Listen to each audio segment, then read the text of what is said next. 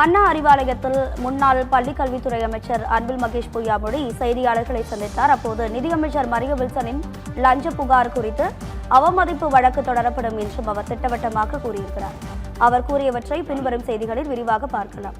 நீங்க சொன்ன அந்த செய்தியை நான் பார்க்கல. நான் அதோட உண்மைத்தன்மை என்னன்னு தெரிஞ்சுட்டு அது சார்ந்தோம். பள்ளிக்கல்வித்துறை குறிவைக்கப்படுகிறது. தொடர்ந்து பள்ளிக்கல்வித்துறைக்கு நிதி குறைக்கிறது, அந்த மாதிரியான விஷயங்கள் மாணவர்கள் மீதான ஒரு அடிப்படை இதுல வந்து பள்ளிக்கல்வித்துறை வந்து குறிவைக்கப்படுகிறதா சார்? இவங்க சட்டமன்ற மாதிரி எந்திரிச்சு உட்காந்துட்டு இருக்கேன்.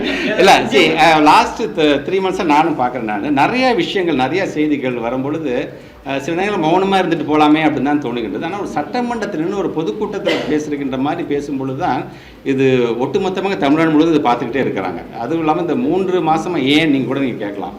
லாஸ்ட் 5 years நம்முடைய தமிழ்நாட்டுடைய முதலமைச்சர் தன்னுடைய 2 கண்களாக பார்த்தது 2 தான். ஒன்று ஸ்கூல் எஜுகேஷன், இன்னொன்று வந்து மருத்துவம் தான் சார்ந்து.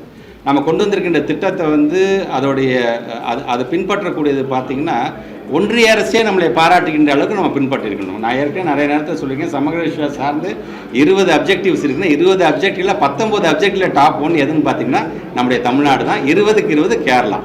ஸோ இன்னும் எழுதி வச்சுக்கோங்க, இன்னும் வித்தின் ஒரு 6 to 7 monthsல 100% லிட்ரஸி ஸ்டேட்டாக நம்ம ஸ்டேட் மாறப்போகிறது. நம்முடைய கவர்மெண்ட் வந்துருந்துச்சுன்னா இன்றைக்கி நேரம் நாங்கள் சர்டிஃபிகேட் நவம்பரில் நம்ம வாங்கியிருந்துருப்போம் நாங்கள் அதை. But maybe Jan or February வந்து அதுக்கான சர்டிஃபிகேட் வரும். 100% எப்படி நம்ம கேரளாவை சொல்கிறோமோ அது மாதிரி 100% படிப்பறிவு உள்ள ஒரு மாநிலமாக நம்முடைய மாநிலம் வரும். அதற்கு காரணமும் எங்களோட முத்துவேல் கருணாநிதி ஸ்டாலினாக தான் இருப்பார். ஆமாம், இன்னைக்கு அவங்க நீங்கள் கேட்ட கேள்விக்காக சொல்கிறேன்.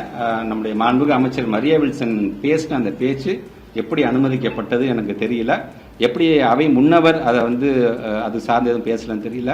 நம்முடைய மாண்புமிகு சட்டப்பேரவைத் தலைவர் எப்படி அதை அனுமதித்தார் எனக்கு தெரியல. அது ஏன் இன்னும் அவை குறிப்பிலிருந்து நீக்கப்படவில்லை என்பது தெரியவில்லை. அவர் உரிய விளக்கத்தை கேட்டு மக்களிடம் எடுத்து சொல்ல வேண்டிய மிகப்பெரிய பொறுப்பு சட்டப்பேரவைத் தலைவருக்கு இருக்கின்றது. தேங்க்யூ.